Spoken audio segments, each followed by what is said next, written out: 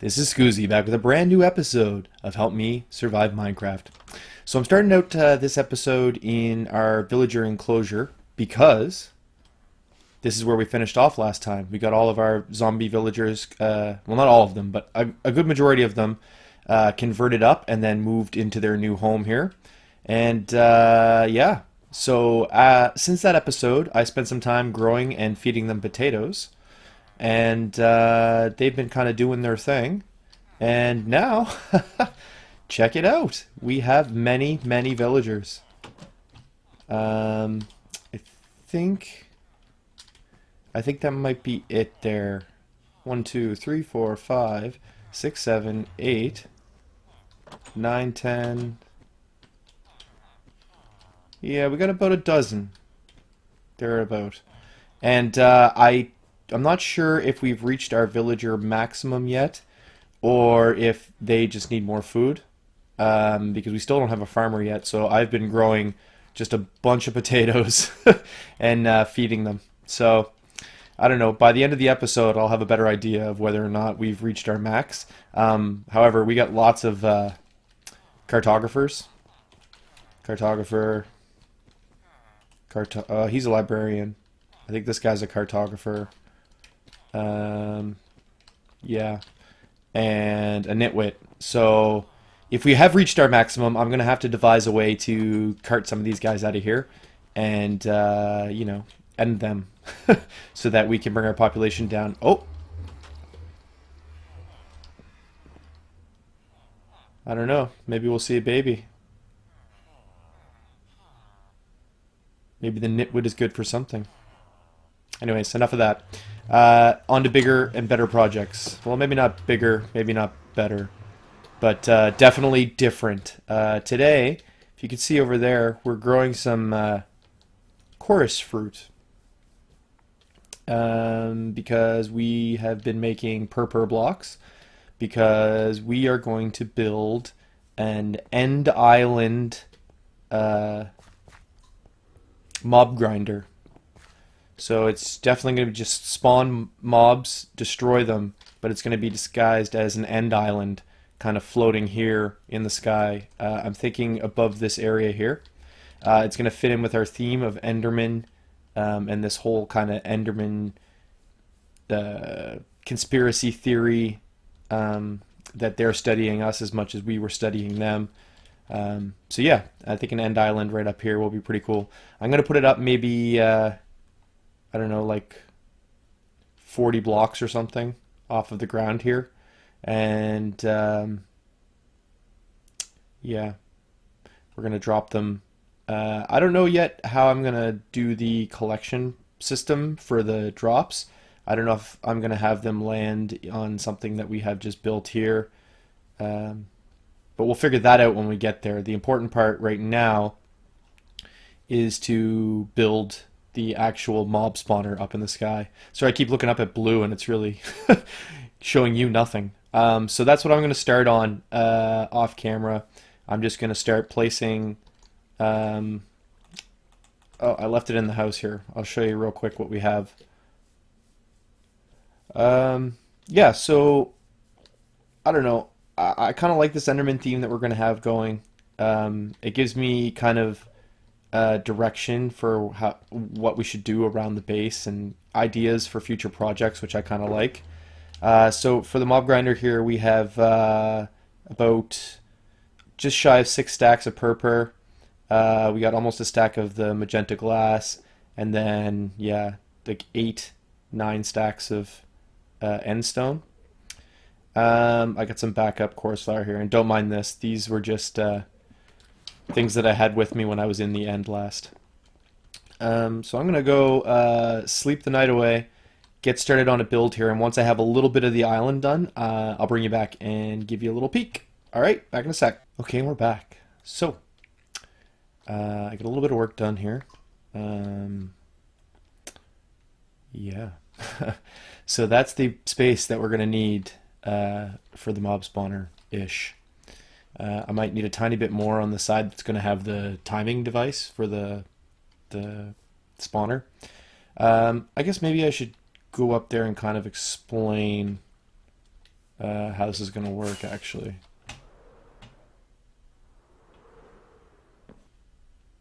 That was pretty smooth. Okay, so basically, what's going to happen is we're going to have like dispensers oh, spaced out like this. In my initial design that I tested, they were spaced one apart, but then when they dispensed the water, they created infinite water sources, and then there was no way to remove the water. So I'm going to space them about two apart, like this, and each of those is going to have a bucket of water, and then there will be like wall here, and all the way up or whatever, and then a timing device in behind, and in the center area is going to be just like a hole. So it'll be really dark in here, all enclosed, and then mobs will spawn. Um, and then periodically the water from these dispensers will dispense, wash them off the edge, they'll fall. This block here is 31 blocks above the ground. Yeah, I think that's all they need. 30-ish blocks. Hopefully, fingers crossed. If not, we can dig down just a tiny bit in the ground there and make a bit of a hole for them to fall into. So that's basically how that's going to work. But one thing that I did realize is I am going to need just a ridiculous amount more endstone because I only have two stacks left, and all I have is the platform. I still have to do the kind of bottom part of the island, and then everything that's going to be visible from the outside above. Yeah. So this could take a while. I'm going to have to make another trip to the end and just mine like 2 shulker boxes full of endstone. So that's what I'm going to go do. And then actually, no. First, what I'll do is get this whole thing designed and working. And then we'll worry about collecting the decoration blocks after. So I'm going to set this up a bit better, and then I'll come back and show you what it looks like. Back in a sec. Okay, we're back. Got a nice view of the base from up here, and I have noticed something. My paths are a little straight. I'm going to work on that in the future, making them a little less straight and a little more windy. Anyways, so this is what it looks like here. This weird sort of shape hole in the floor is basically because of the pattern that these water buckets will make when they're dispensed. The water will run right up to the edge and mobs will go over. So I brought you back and I want to show you the timing device. And this is what's known as an Etho hopper clock. And Etho is well, I don't need to tell you, he's a very famous Minecrafter, and he's a fellow Canadian, so that's pretty sweet. So basically the way this works is it's going to use 2 hoppers to run some items back and forth between them, and those items, depending on how many you put in, will increase or decrease the amount of time that it takes to switch the water on or off. That'll make a lot more sense here in a second. So what I'm going to do is place a sticky piston here, and then the other one will go here, I believe. They're going to bring a redstone block back and forth, and that right there is what is actually going to send out the redstone signal. So as I said, this needs hoppers to work. So what I'm going to do is place a hopper running into this block,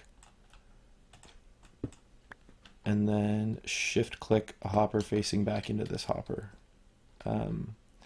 each one of those needs a comparator running out of it. The comparator will determine the relative level of stuff that's in there. So basically this redstone block locks the hopper that it's in front of and allows the other one to just fill till it's empty. Then the signal strength is strong enough that it is going to hit that there. And oh, I need some redstone dust. Yeah, so once the signal's strong enough, because the hopper's full, it will power this block through the comparator, power the redstone dust, power the piston, and that will push the redstone block over, locking the other hopper, and then it will do the exact opposite, if that makes any sense. I can demonstrate it here for you in just a second. Okay, so we'll throw in 30 redstone dust. It powered the hopper and now has locked this hopper. This hopper is filling. Now without this redstone block, it just goes back and forth, ping pong, ping pong. So you definitely need the redstone block. Oh no. There we are. Sorry about that.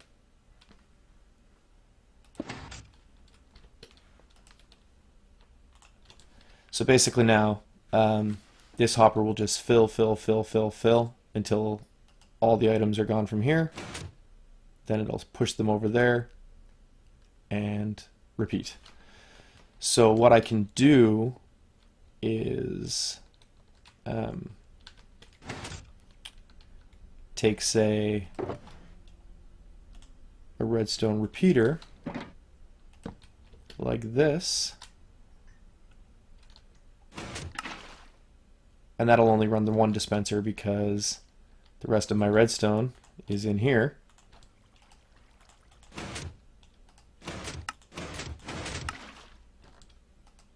There we are. Okay, so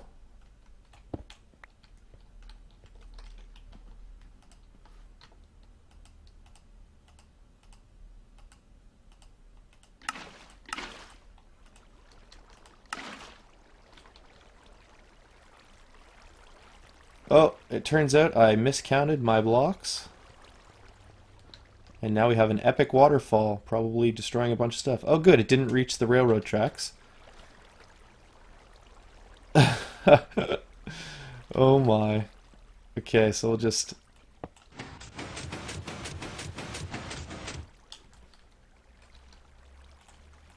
And we'll place that back down one more time to cancel the dispensers. So that means that I miscounted my blocks, and every one of these needs to be out one more.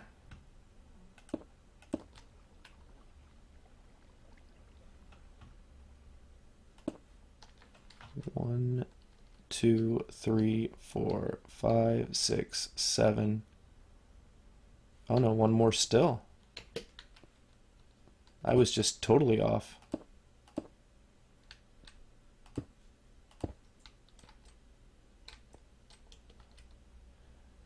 Then this one is also 7, and then 6, like that.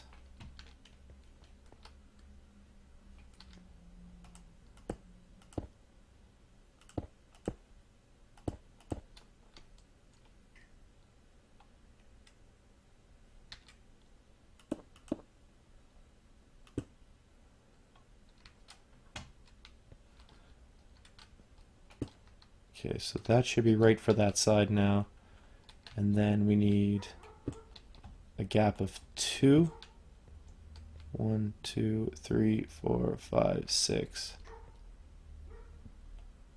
Wow, it just turns out I guess I just can't count at all. Well, this end is going to have to get extended out that way, apparently. But let's take a look at the water flow on just the one side. Oh, our water freezes up here. That's not good. That's not good at all. I had not considered that. Um,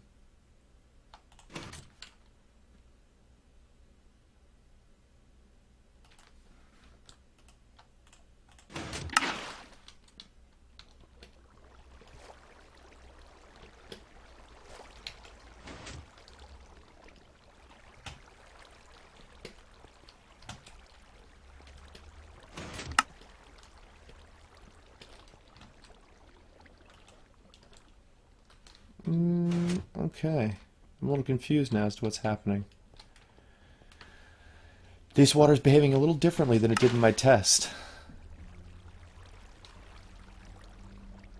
So this side is measured properly.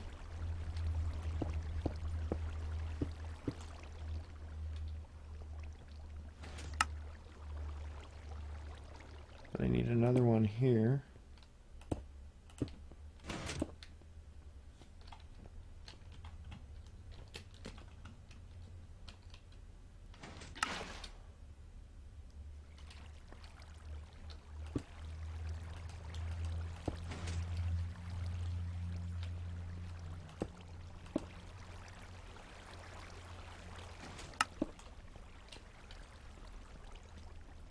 All right, we'll get there. We'll get there.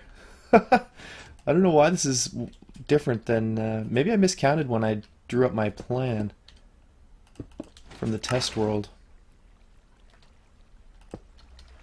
Okay, so that's the pattern we're going for. Oh.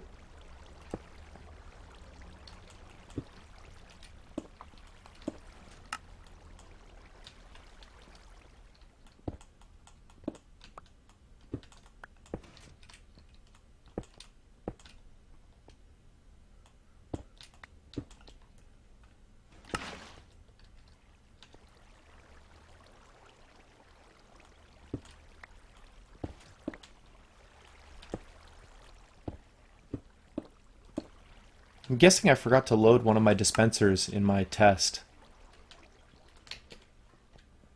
Okay, so that's working great now, except for the timing is way too fast. So all you would do to slow it down is just add a bunch more items into the hoppers.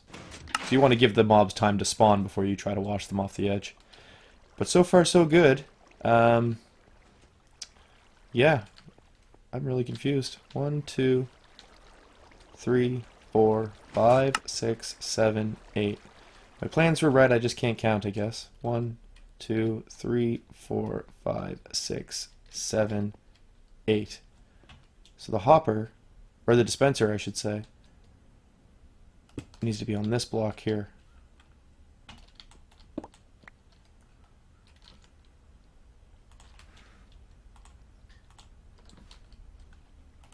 Like that.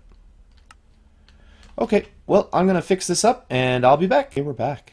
So I got it fixed up now, and just to prove that, I can count. There we are. No waterfalls, no land for mobs to stand on. Just perfection. Ugh. This shouldn't be a problem once this space is covered, I'm pretty sure. I think it's only if it has access to the sky that it'll freeze. I hope anyways, because otherwise this is going to be very, very annoying.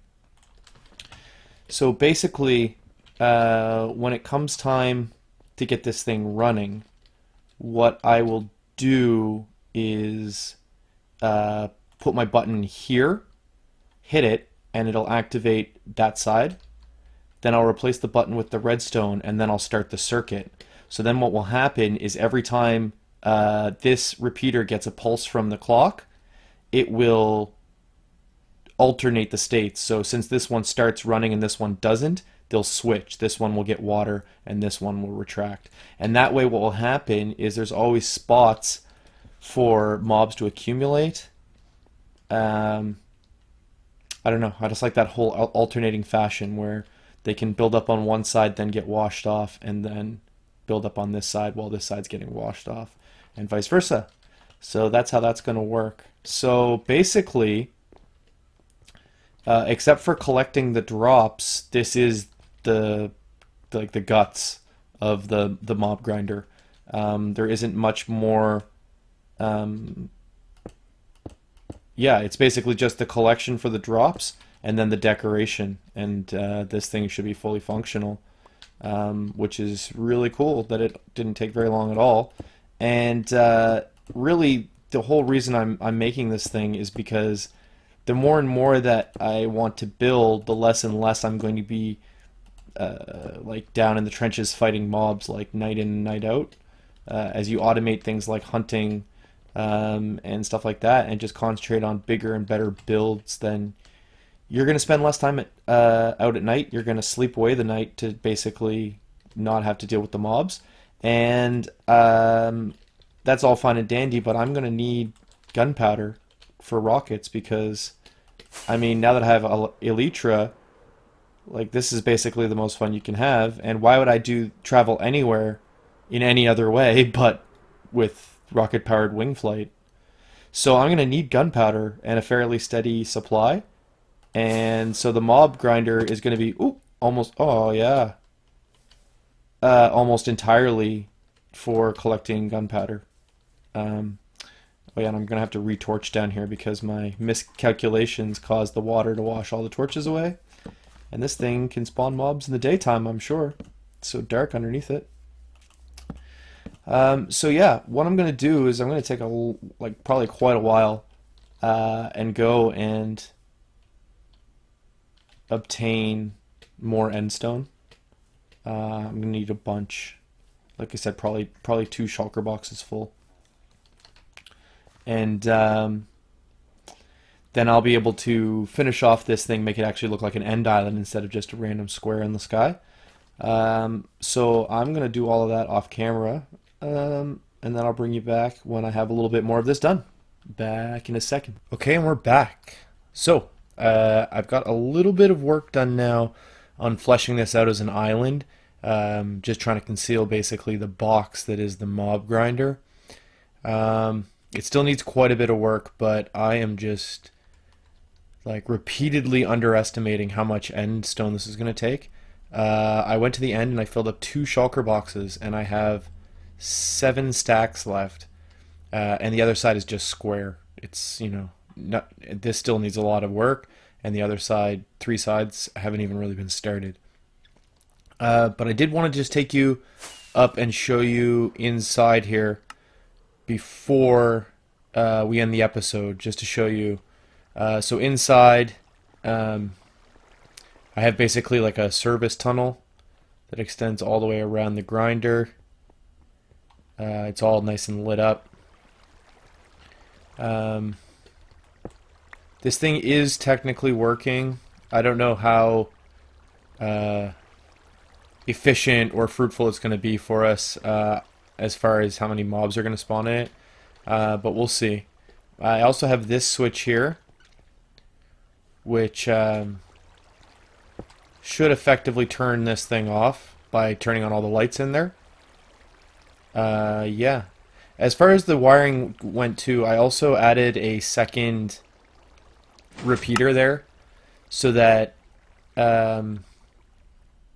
every time it moves it's sending a signal, because before what it would do was the cycle would go, the block would move, and the side that was on would still be on, and it had to wait until it came back the second time to turn it off. So anyways, now every time it goes, they're alternating states. So I'll turn the light off there. So that's where we're at up here so far.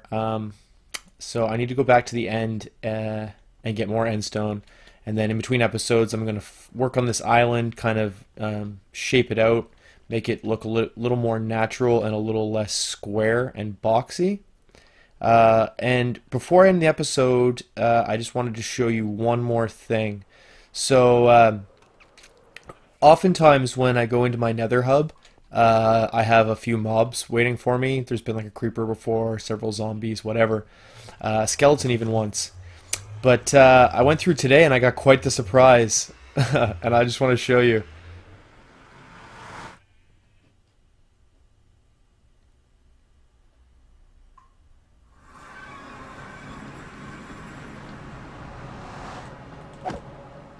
Okay, I think the majority of them have despawned. But when I came through here, there was about 40 of these zombies just like ready to rush me. And what I think had happened is these guys are all trying to sneak in the back door to our villager enclosure, and they're getting brought in through the portal into this nether hub. But yeah, I came through to go to the end, and I had like no gear. I didn't bring a sword with me. All I had was a pick, some shulker boxes, and an end chest. And yeah, there was just so many zombies in here. It was crazy. Anyway, on that note, I'm going to call it an episode. I'm going to go to the end and collect some more endstone, work on our project a little bit more. Thanks for coming to hang out with me today. If you enjoyed the episode, smash that like button. Show me you loved it. And if you want to see more, subscribe. Until next time, this is Kuzi. Peace!